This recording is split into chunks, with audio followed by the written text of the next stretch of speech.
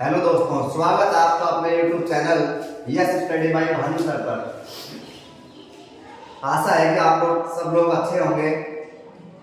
जैसे कि हम लगातार देखते आ रहे हैं मेवाड़ का इतिहास, इसी सीरीज में आज हम पढ़ेंगे महाराणा प्रताप के बारे में। लास्ट वीडियो में हमने देखा महाराणा प्रताप के बारे में और अभी कुछ जानकारी जो बाकी थी वो आज हम पूरी कर लेंगे मेवाड़ के इतिहास के बारे में। देखो, जैसा कि कल हम पढ़ रहे थे इसके बारे में, महाराणा प्रताप इनका शासनकाल क्या था? शासनकाल था 1572 से लेके 1597। ये इनका शासनकाल था। इनके बारे में हमने क्या क्या पढ़ा थे? पहली बात करें, इनकी माता का क्या नाम था? जयवंता बाई, जो अखेराज सोनगरा की पुत्री थी। इनका जन्म स्थान के बारे में हम चर्चा करेंगे। कहाँ हुआ था? कुंभलगढ़ दुर्ग में। कुंभलगढ़ दुर्ग के ऊपर जो सबसे ऊपर किला है उसे कटारगढ़ में महल था, जनाना महल, जिसमें प्रताप का जन्म होता है। उसके बाद पिता का हम पढ़ चुके हैं। पिता का नाम क्या था? उदय सिंह। फिर अपन बात करें राजतिलक कब हुआ? राजतिलक हुआ 28 फरवरी 1572। इस दिन होली का दिन था। उदय सिंह का देहांत भी हुआ था, ध्यान रखें। किसके सहयोग से हुआ था? उनके मामा जी थे मानसिंह सोनगरा। मानसिंह सोनगरा ने कृष्णदास चुंडावत जो सलूंगर का सामंत था उससे कहा। और राजतिलक कौन करता था मेवाड़ के राजाओं का? तो वो करते थे कौन? चुंडावत, सलूंगर के सामंत। उस टाइम सलूंगर का सामंत कौन था? कृष्णदत्त। ध्यान रखिए, कृष्णदत्त चुंडावत। तो राजतिलक किसने किया? कृष्णदत्त चुंडावत ने। ये सिर्फ बातें थी। जन्म कब हुआ था? ध्यान रखें, जन्म हुआ था 9 जनवरी। कब हुआ था? 9 जनवरी 1540। बात करें हिंदी महीने के हिसाब से तो इनका जन्म हुआ था ज्येष्ठ शुक्ल तृतीया विक्रमी संवत की बात करें तो ध्यान रखें 1597। ये थी प्रताप की बातें जो हम कल पढ़ रहे थे। उसके बाद हमने देखा कि प्रताप राजा बनता है, जगमाल को राजा हटा दिया जाता है और जगमाल नाराज होकर चला जाता है अकबर के पास, जहाँ अकबर उसे जहाजपुर जो भरतपुर में पड़ता है वहां की जागीर दे देता है। इतनी बातें हम कल पढ़ रहे थे। हमने उसके बाद देखा था कल कौन सा युद्ध? हल्दी घाटी का युद्ध, जो राजस्थान का बहुत फेमस है, प्रसिद्ध युद्ध है। हल्दी घाटी का युद्ध कब हुआ था? ध्यान रखें, हल्दी घाटी का युद्ध हुआ था 18 जून। कल मैं तुम्हें गलत पढ़ाया, 18 मई। ध्यान रखें, थोड़ा सा सुधार कर लें। 18 जून है, 18 जून 1576। अकबर राजा का बनता है 1572। ये बात हम कल देख रहे थे। आज हम पढ़ेंगे कुछ और सी जानकारियां हल्दी घाटी युद्ध के बारे में। देखिए, इधर युद्ध चल रहा था हल्दी घाटी का। हल्दी घाटी में अकबर की सेना की तरफ से सेनापति कौन था? मानसिंह। मानसिंह युद्ध को लीड कर रहा था। इधर युद्ध कौन कर रहा था? इधर प्रताप की सेना थी। प्रताप के पास एक घोड़ा था जिसका नाम था चेतक। ठीक है। इधर मानसिंह की साथी पर बैठा था, उस हाथी का नाम था मर्दाना। ठीक है। मर्दाना के अलावा इनके पास एक हाथी और था गजमुक्ता। इधर प्रताप के पास हाथी था लूणा और राम प्रसाद। कहते हैं इस युद्ध के बाद अकबर, ये युद्ध के बाद राम प्रसाद को गिरफ्तार कर लेता है जो हाथी होता है, और हाथी को ले जाता है अपने पास और पूछता है इसका नाम क्या है। पता लगता है इसका नाम राम प्रसाद है। अकबर बोलता है कि ये हमें हाथी बाबा पीर के आशीर्वाद से मिला है, इसलिए इसका नाम बदलकर क्या कर देता है? वो पीर प्रसाद है। ये बात ध्यान रखें, एग्जाम में आया हुआ सवाल है कि लूणा, मर्दाना, गजमुक्ता और राम प्रसाद क्या है? ऑप्शन कुछ ऐसे याद है, ध्यान रखें। ये क्या नाम है? हाथियों के नाम है। इतना ध्यान रह जाएगा। ठीक है। ये बात मैं तुम्हें कल बात बताई कि अब ये जो युद्ध हुआ था हल्दी घाटी का, इसमें सेनापति, मुख्य सेनापति मानसिंह था और आसफ का था।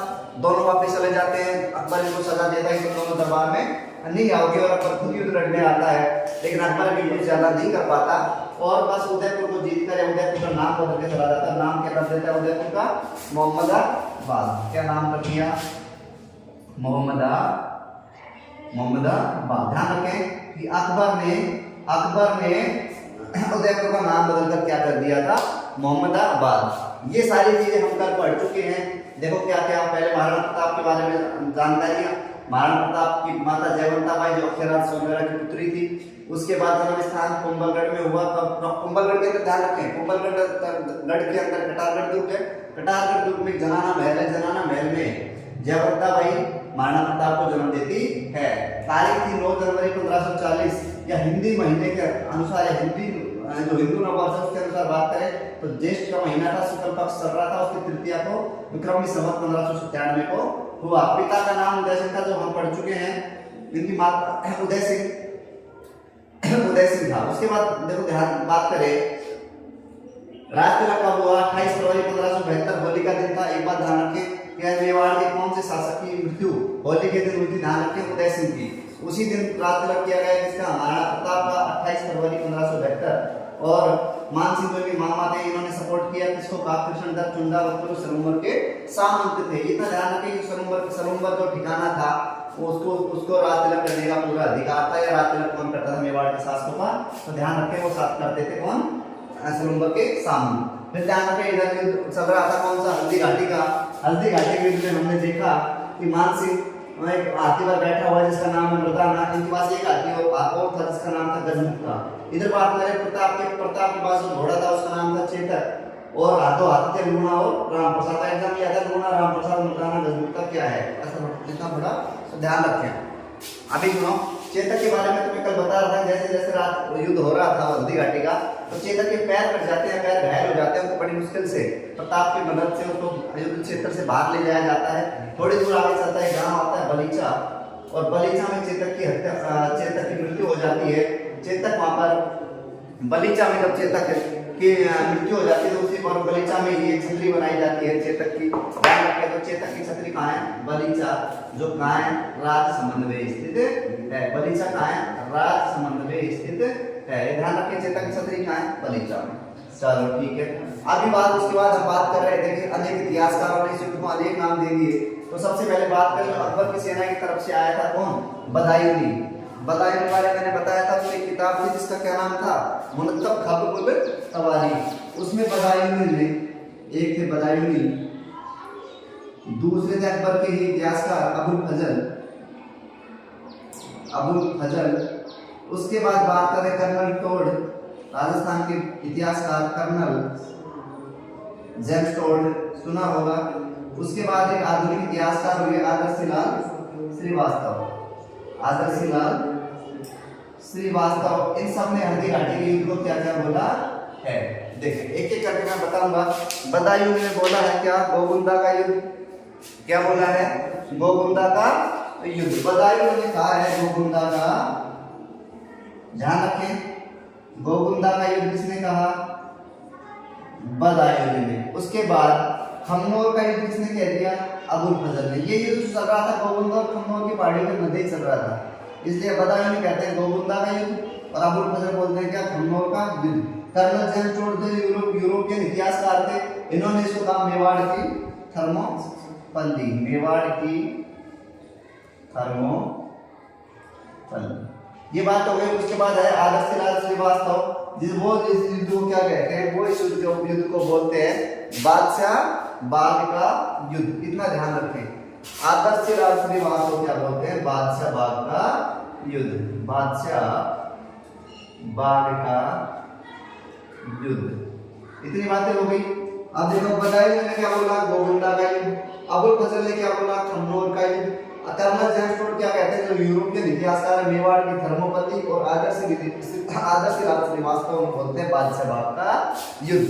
ये बात चल रही थी किसकी, हल्दी घाटी के युद्ध की। अब हम बात करेंगे, उसके बाद मानसिंह वापिस चले जाते हैं, हार कर नैतिक रूप से माने तो जीत होती है किसकी, महाराणा प्रताप की।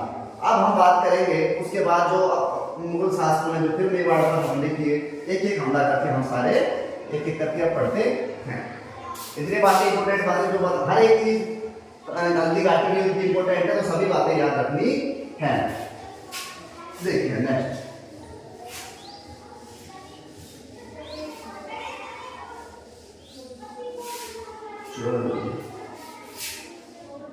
देखिए अब उसके बाद बात करेंगे हम कुंभलगढ़ दुर्ग। कुंभलगढ़ दुर्ग, कुंभलगढ़ दुर्ग। देखो सॉरी कुंभलगढ़ दुर्ग ही नहीं, कुंभलगढ़ दुर्ग तो है मेवाड़ के पास।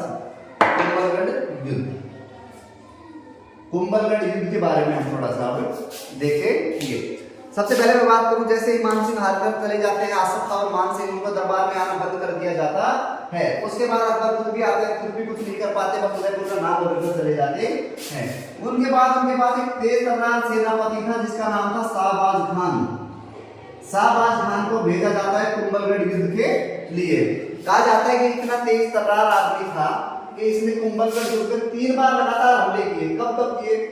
1577, 1578 और 1579। ऐसे ऐसे करता है क्या हमले। 3 अप्रैल, देखो कुंभलगढ़ एक दुर्ग ऐसा था जो कभी उसको कोई नहीं जीत पाया था, लेकिन शाहबाज का ऐसा है कि 3 अप्रैल का दिन था, 3 अप्रैल 1578 को वो जीत लेता है किस दुर्ग को? कुंभलगढ़ दुर्ग को। और प्रताप को कुंभलगढ़ दुर्ग छोड़ना पड़ता है। प्रतापगढ़ कुंभलगढ़ दुर्ग छोड़ देते हैं और चले जाते हैं। उनके पास एक गांव था कोलियारी। कौन सा गांव था? कोलियारी गांव था। उसके पास एक ठिकाना पड़ता था जिसका नाम था आवरगढ़। आवरगढ़, तो कोलियारी गांव के पास वो आवरगढ़ को अपनी एक राजधानी बनाते हैं और कुछ दिन वो वहां पर रहते हैं। उसके बाद वापस वो जीत लेते हैं अपने कुंभलगढ़ दुर्ग को। तो कुछ दिन के लिए जान के इमरजेंसी जो उनकी राजधानी बनाई गई थी, या शाहबाज खान ने शाहबाज खान कुंभलगढ़ जीत जाता है तो उनकी कौन सी राजधानी बनती है? आवरगढ़। इतना सा ध्यान रख लेंगे, ठीक है। उसके बाद हम बात करेंगे, देखो फिर ये क्या हुआ, इनके पास कुछ नहीं था, ये ईडर की ओर जा रहे थे। ईडर कहाँ? ईडर जो एमपी में था, सॉरी गुजरात में था। ईडर जा रहे थे तो रास्ते में गांव पड़ता है चूलिया। क्या गांव पड़ता है? चूलिया। और चूलिया में एक व्यक्ति रहता था जिसका नाम था भामाशाह। क्या नाम था? भामाशाह। भामाशाह एक व्यक्ति था। भामाशाह मिलता है, पूछता है क्या बात हुई? प्रताप उनको बोलता है कि धन इकट्ठा करना है, फिर तुम्हें मुगलों से युद्ध करना है। तो भामाशाह बोलते हैं तुम्हें कहीं जाने की जरूरत नहीं है। और कहते हैं कि भामाशाह ने उनको इतना दान दिया था कि 25,000 की सेना, 25,000 की सेना 12 वर्षों तक खाना खा सकती है, रह सकती है, इतना धन उन्होंने दिया था।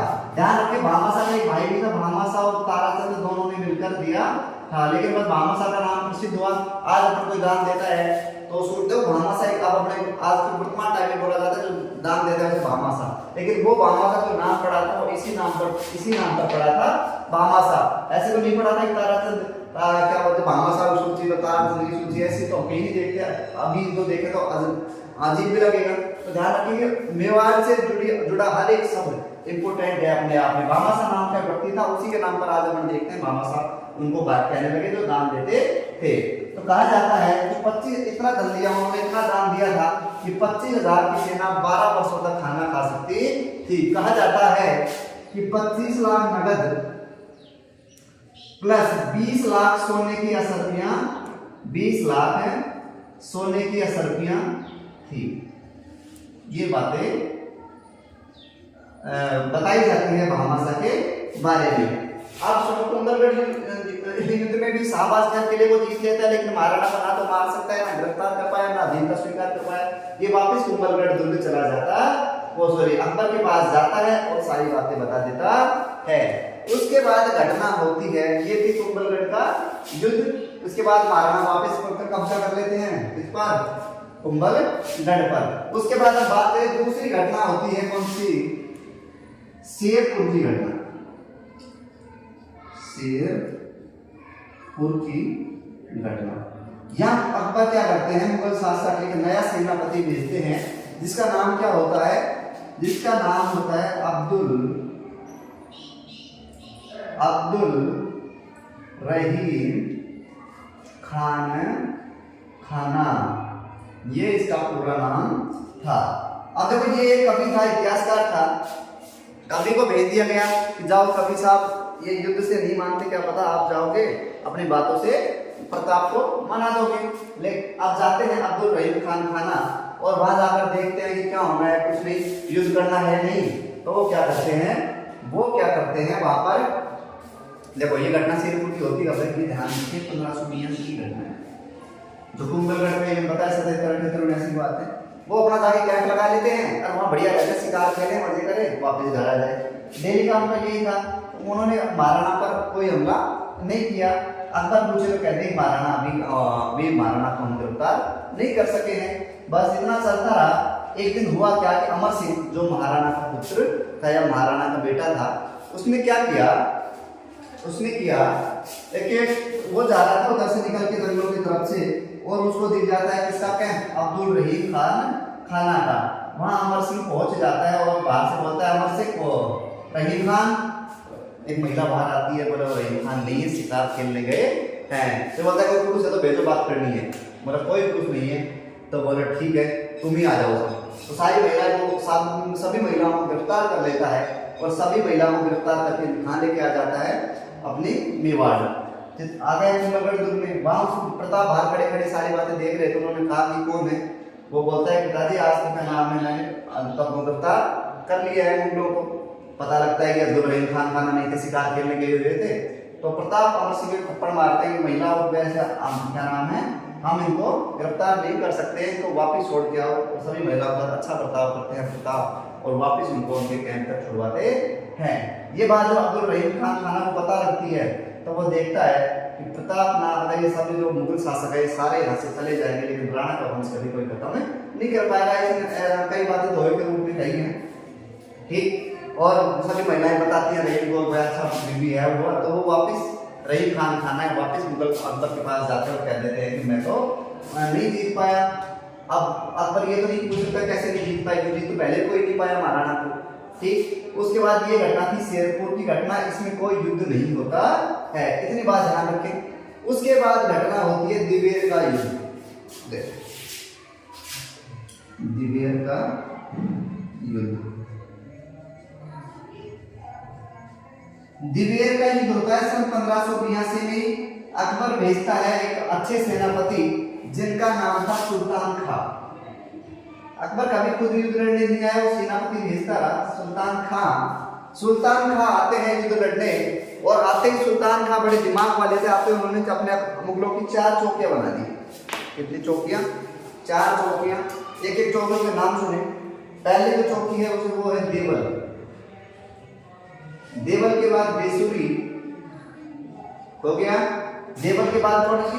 देसुरी, फिर दिवेर और उसके बाद देवाली। ध्यान रखिए मुगलों ने 4 चौकी बना ली, देवल, देसुरी, देवाली और दिवेर। दिवेर इधर भी देता हूं, देखिए जो देवल थी, देवल ये डूंगरपुर में स्थित थी। कहाँ थी? डूंगरपुर में।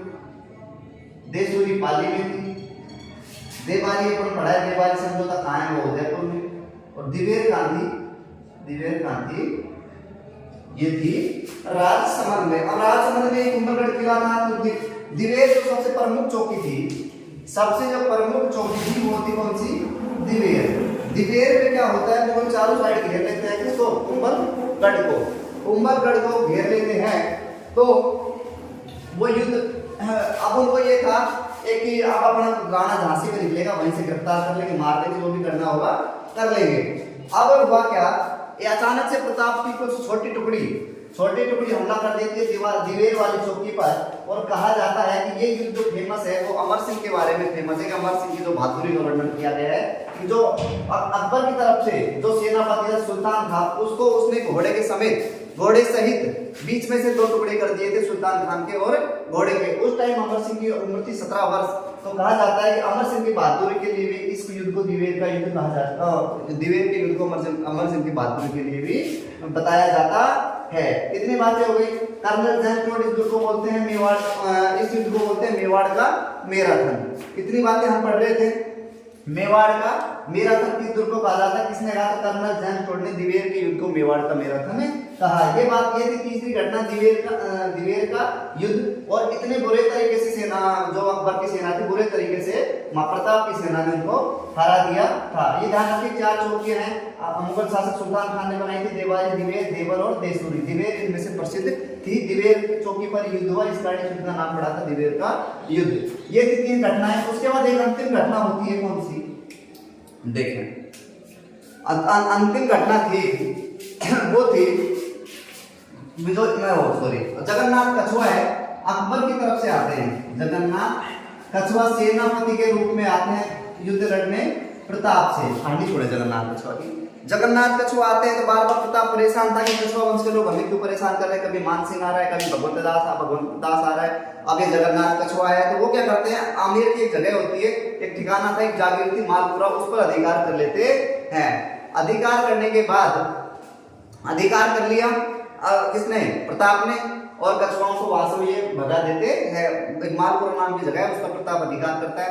ध्यान रखें, प्रताप ने वहां पर एक तालाब का निर्माण करवाया, जिस तालाब का नाम था झालरा तालाब। और शिव भक्त होने के कारण झालरा तालाब के ऊपर उन्होंने नीलकंठ महादेव का मंदिर का भी निर्माण करवाया। उसके अलावा फिर उन्होंने चौथी राजधानी बनाई चावंड को। किसको? चावंड। ध्यान रखें, मेवाड़ की चौथी जो राजधानी होगी वो कौन सी होगी? चावंड। अस्थायी राजधानी में थोड़ी देर पहले पढ़ाई तुमने, आवरगढ़, जो कब बनाई? जो शाहबाज का जीत लेता है किसको? कुंभलगढ़ को। तो कुछ इमरजेंसी जो राजधानी है वो 1578 में किसने बनाई थी? आवरगढ़ ने, कोल्यारी गांव के पास है, प्रताप ने। चौथी राजधानी चावंड। चावंड में उन्होंने बहुत से सुनो, ये जो जगन्नाथ कछुआ का तो युद्ध था, ये मुगल की तरफ से अंतिम युद्ध था, इतना भी ध्यान रखें। उसके बाद 1585 का ये जगन्नाथ कछुआ ने किया था हमला। उसके बाद 12 साल तक प्रताप ने बहुत सी सांस्कृतिक उपलब्धियां प्राप्त करी। क्या क्या थी? देखो, चामुंडा माता का मंदिर का निर्माण करवाया, कुछ महल बनवाए, कुछ बावड़ियां भी बनवाई। और सुनो, ये सब कहां करवाया काम उन्होंने? चावंड में। बात करेंगे किसकी? एक चावंड में सबका निर्माण करवा देते हैं। और उन्हीं के टाइम में मेवाड़ में चित्रकला की शुरुआत होती है। और प्रमुख चित्रकार होता है, उसका नाम होता है नसीरुद्दीन। क्या नाम होता है? नसीरुद्दीन। ध्यान रखें, चित्रकला की शुरुआत मेवाड़ में कब हुई थी? तो ध्यान रखें कि महाराणा प्रताप के टाइम में हुई थी। प्रमुख चित्रकार जो था उसका नाम था नसीरुद्दीन। दोस्तों, ये था किसके बारे में? प्रताप के बारे में। कल भी हमने देखा प्रताप के बारे में और आज भी हमने देखा प्रताप के बारे में। नेक्स्ट वीडियो में हम देखेंगे महाराणा प्रताप के पुत्र महाराणा अमर सिंह के बारे में। दोस्तों, वीडियो अच्छी लगी तो लाइक करें, शेयर करें, कमेंट करें।